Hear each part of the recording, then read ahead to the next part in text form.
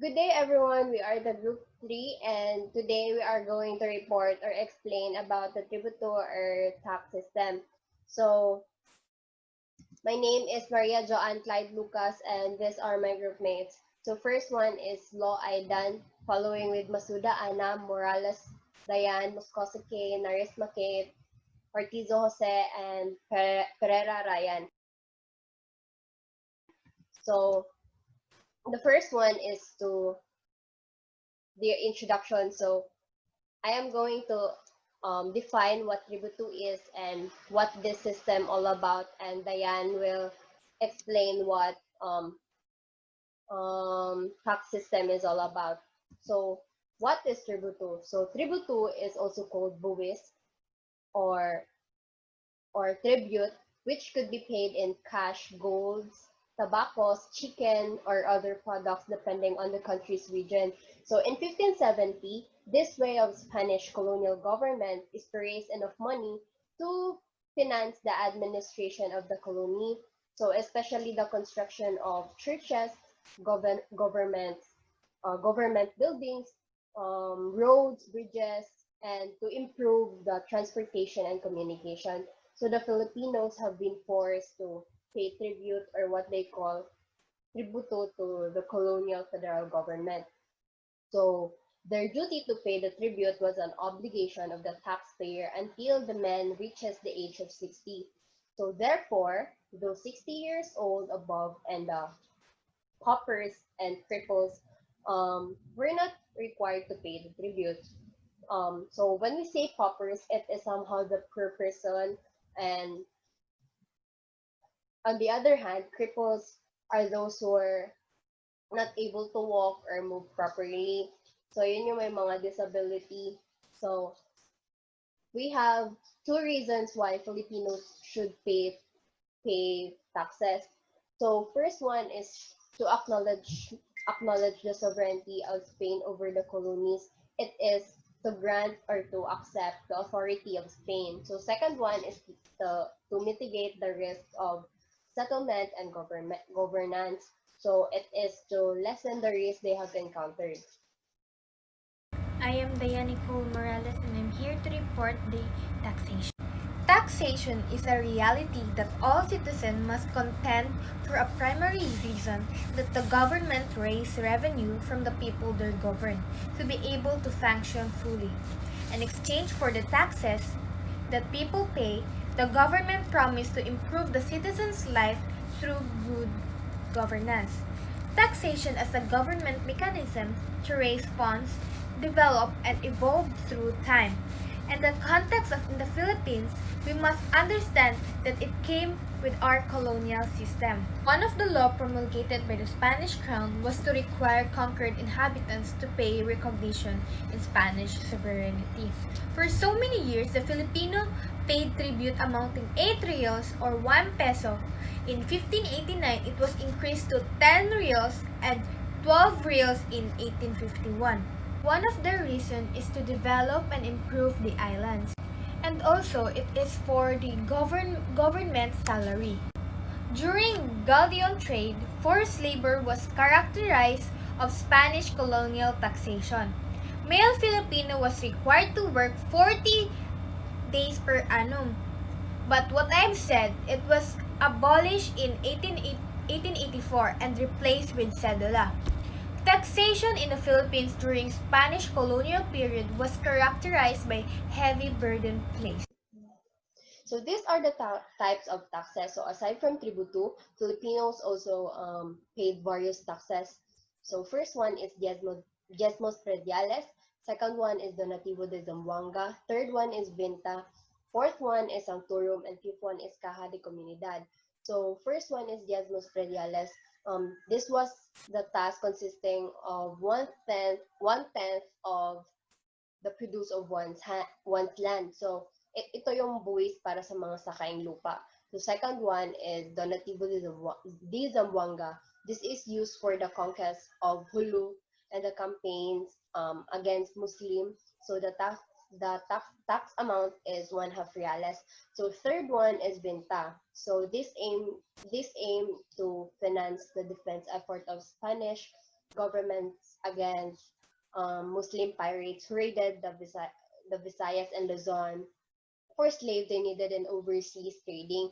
So it is to fund Vintas to guard the coastal areas of Luzon to defend the area against Muslim pirates. So fourth one is Sanctorum. So Sanctorum was collected by the government but turned over to the church and for the use of the church. So meaning ang Sanctorum kay ginagamit for gastos ng churches. So fifth one and the last one is Caja de Comunidad. So Caja de Comunidad, it is a tax collected in the amount of 1 real for the incurred expenses of the town and the construction of roads, repair of bridges, or the improvement of public buildings. So ito naman yung buwis para sa mga pangangailangan ng komunidad.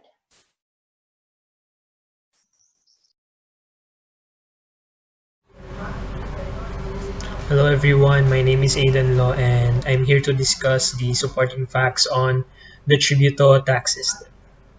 So it will just be short.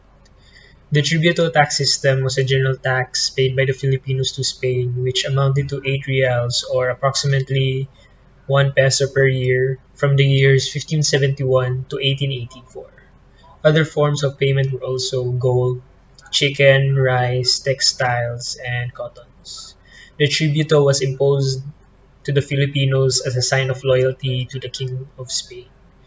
Those who were required to pay the tribute were men over the age of 16 and under the age of 60, like carpenters, blacksmiths, tailors, bricklayers, and shoemakers. In 1884, tributo tax system was nullified and then replaced by the cedula. So cedula is it is to identify the taxpayer. So it consists um, taxpayers information like names, age, something like that. Then in 1884, the tribute was replaced by the cedula personal, wherein colonies was required to pay for the personal identification. So under this system, taxpayer was individually responsible to pay their taxes um, and were subject to summary arrest for failure to show a cedula receipt. So before Filipinos, Chinese only had to pay tribute, but it was revised that all residents of the Philippines were obligated to pay cedula. Unlike tribute, the payment of cedula is by person, not by family. Therefore, the payment of cedula is progressive and according to income category. Good morning, ma'am. Good morning, classmate. My name is Kate Narisma, and my partner Jose Ortizo. We will be the one to discuss about the disadvantages and sufferings brought to the Filipinos during the Spanish colonial. First, despite the numerous taxes that were imposed, the Spanish administration in the Philippines incurred deficits in the treasury. This was because of the indicative lack of judicious and efficient use of funds. At the same time, the corruption was a common practice by many of the officials in the colonial government, and they are not afraid of it because of the instability of their term. Second, the cedula was the evidence or acknowledgement of the payment of the new tax. It was a means of identification, and anyone who failed to show a cedular receipt will result in imprisonment. More examples of disadvantages and sufferings that the Spanish colonization have brought to the Filipinos are the following. Every Filipino who were 18 years old and above were imposed a cedula during the Spanish colonization in the Philippines. There was a new form of tax that was introduced in which every male or female who is residents at the Philippines aged 18 years old and above must have a cedula or personal tax depending on the income of the taxpayer. Another one is the Spanish administration in the Philippines required every Filipino to pay the tribute along with 8 other taxes. Aside from the regular tribute, the Filipinos were also obliged to pay the 8 other taxes, which becomes excessively burdensome on account of suffering among people. To widen the information we have gathered, we will show you a video. Have fun watching!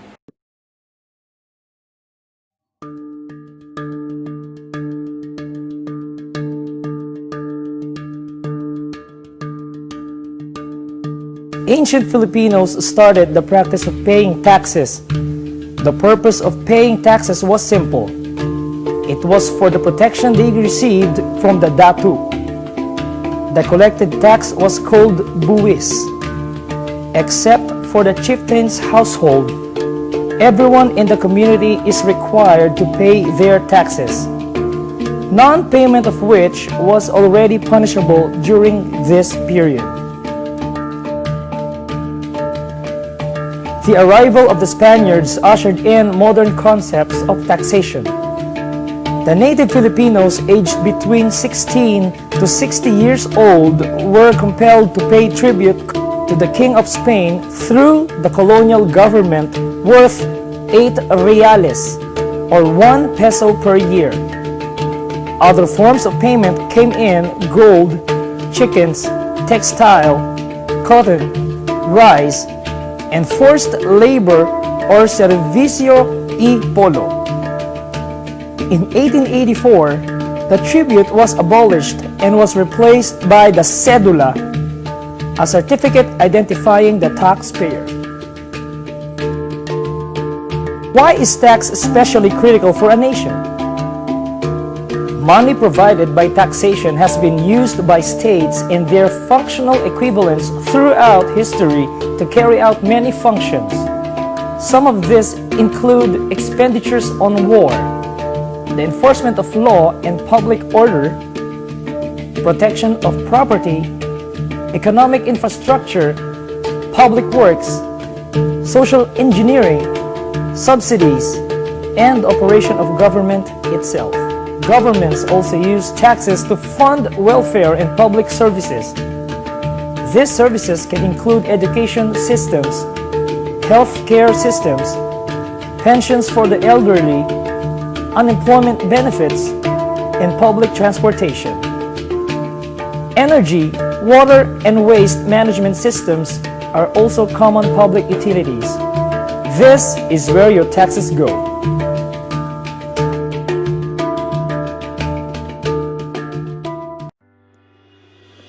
Magandang araw mga katuos! Maraming salamat sa patuloy na panunood ng aming mga videos at sana ay lalo mo pang suportahan ang aming channel. Kung gusto mong maging updated sa mga bagay na may kinalaman sa accounting, finance, taxation at iba pa, ay i-hit na ang subscribe button at i-click na ang notification bell upang maging updated sa aming mga bagong uploads. Sa ating video ngayon ay tatalakayin natin ang history ng taxation sa Pilipinas. Paano nga ba nagsimula ang konsepto ng tax o sa ating lengguwahe ay ang tinatawag na buwis? Upang ating matalakay ng husto ang history ng taxation, ay ating balikan ng mga panahong tayo ay sinakop ng mga Kastila at Amerikano. Sinasabing sadyang nagsimula ang konsepto ng taxation noong tayo ay sinakop ng mga banyagan. Subalit ang ating mga sinaunang ninuno ay una nang ipinatupad ang konsepto ng taxation. Ang ating mga ninuno ay sinimulan ang pagbabayad ng tax upang sila ay mabigyan ng proteksyon ng mga datu o pinuno ng isang komunidad. Tinawag itong buwis. Sinasabing liban sa mga datu o pinuno, lahat ay kinakailangan magbayad ng buwis. Noon pa man ay pinaparusahan na ang hindi pagbabayad ng buwis. Ang pagdating ng mga Kastila ay ang sinasabing pinagmulan ng modern taxation. Ang mga edad 16 hanggang 60 years old ay inoobligahan na magbayad ng buwis o tribute sa hari ng Espanya sa halagang 8 reales or 1 peso kada taon. Ang paraan na ito ay kahalintulad ng pagpapataw ng buwis sa iba pang mga colonies ng Espanya sa South America. Sinasabing ang pagbabayad ng tribute ay kinakailangan sa panahon na iyon upang makalikom ng pondo para ma-maintain o matustusan ang pamamahala ng mga kapuluan o komunidad tulad na lang ng pagbabayad ng salaries ng mga government officials. Ang ibang paraan ng pagbabayad ay sinasabing ginawa sa paraan ng pagbibigay ng ginto, textile, bigas, o ang napakabigat na polo y serbisyo o forced labor. Forced labor was a character of Spanish colonial taxation in the Philippines and was required from the Filipinos. Sa polo system, ang mga kalalakihan ay nagdusa ng husto at dito ay sinasabing tumaas ang death rate. Taxation in the Philippines during the Spanish colonial period was characterized by a heavy burden imposed on Filipinos, kasabay ng talamak na korupsyon ng mga nanunungkulan sa panahon na iyon. Noong taong 1884 ay binago ang paraan ng pagbubuwis at pinalitan ng sedula o sa panahon ngayon ay ang tinatawag na Community Tax Certificate. Ang sedula ay ginagamit upang ma-identify kung sino ang mga taong kinakailangan magbayad ng buwis at kinakailangang dalhin ito ng sino mang biyahero. Hindi kagaya ng tribute na kada pamilya ang pagbabayad. Ang pagbabayad ng sedula ay kada tao. Ang pagbabayad ng sedula ay sinasabing progressive or naaayon sa laki ng kita. Sinasabing ang paraan ng pagpapataw ng buwis na ito ay sadyang napakabigat sa mga ordinaryong mamamayan o mga alipin at napakadali para sa mga mayayaman. Noong tayo ay sinakop ng mga Amerikano, ay ninais ng mga Amerikano na gawing self-sustaining ang ekonomiya ng Pilipinas sa paglikha ng mga other form of tax revenues at pagkakaroon ng surplus sa government budget. Ginaya rin ng mga Amerikano ang Spanish taxation system. Sa pagpapatupad nito ay dito nalaman na outdated at hindi makatarungan ang pagpapataw ng buwis. Nakita din ng mga Amerikano na parehas na pinapatawa ng buwis ang mga lupain na nasa rural at urban areas. Noong 1904 ay isinabatas ang Internal Revenue Law upang masolusyonan ang problema sa koleksyon sa land taxes. Ilan sa mga taxes na siningil kaugnay ng pagpapatupad ng batas na ito ay ang mga license at excise taxes sa paggawa at pagbebenta ng tobacco at alcohol, taxes sa mga bangko at insurance companies, documentary stamp tax, sedula, forest and mining concessions, business taxes on manufacturing at occupational licenses. Pagkatapos nating makamit ang ating kalayaan sa mga mananakop, ay ating sinimulan ang iba't ibang reforma ng taxation. Kasama sa ating Constitution ay ang Article 6, Section 28, which states that the rule of taxation shall be uniform and equitable, and that Congress shall evolve a progressive system of taxation. Dito ay binibigyang kapangyarihan ang Congress upang gumawa ng mga batas ukol sa taxation na kailangang progressive.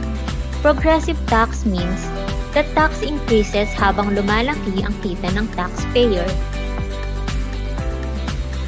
Na-establish din ang National Internal Revenue Code o ang Republic Act 8424 o mas kilala sa tawag na Tax Reform Act of 1997. At noon ngang 2017 ay pinirmahan ni Pangulong Duterte ang Tax Reform for Acceleration and Inclusion Act o mas kilala sa tawag na TRAIN Law. Layunin ng TRAIN Law na maka-generate ng tax revenues upang masugpo ang labis na kahirapan and to achieve higher income country status. Layunin din ng TRAIN Law na maging simple ang tax system, fairer and more efficient. Ating mas tatalakayin pa ang TRAIN Law sa mga susunod na video. Bakit nga ba napakahalaga ng tax sa isang government system sa panahon ngayon?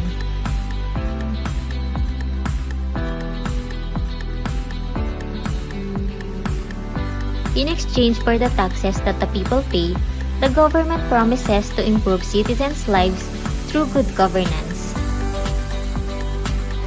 Ang perang nakokolekta sa pagbubuwis ay ginagamit ng pamahalaan para magampanan nito ang mga layunin at tungkulin tulad na lang ng mga pag-e-enforce ng law at public order upang maproteksyonan ang mga pagmamay-ari ng pamahalaan, economic infrastructure at public works, subsidies at day-to-day operations ng ating pamahalaan.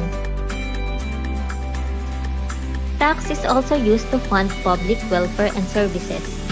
Ang mga services na ito ay may kaugnayan sa edukasyon, healthcare, pensions, unemployment, public transportation at public utilities.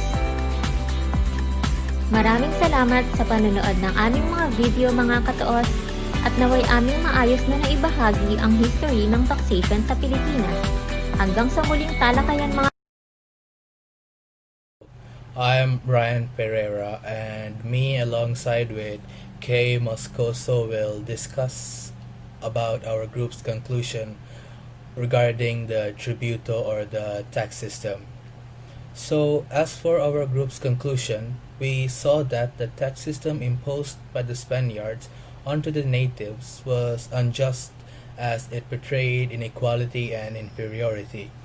Furthermore, we saw that the system was a burden towards the peasants or the commoners who weren't able to pay their supposed tax due to their poverty.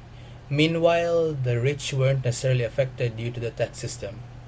This situation resulted in many riots or revolts throughout the Spanish rule. For example, the Cagayan and Dingras revolt in 1589, the Sumroys revolt in the town of Palapag today on June 1st, 1649, and then there's the Manigaos revolt in Pampanga during the 1660s, and there were more. So these revolts shows us how oppressed the natives felt due to the Spanish rule and the tax system that was imposed onto them.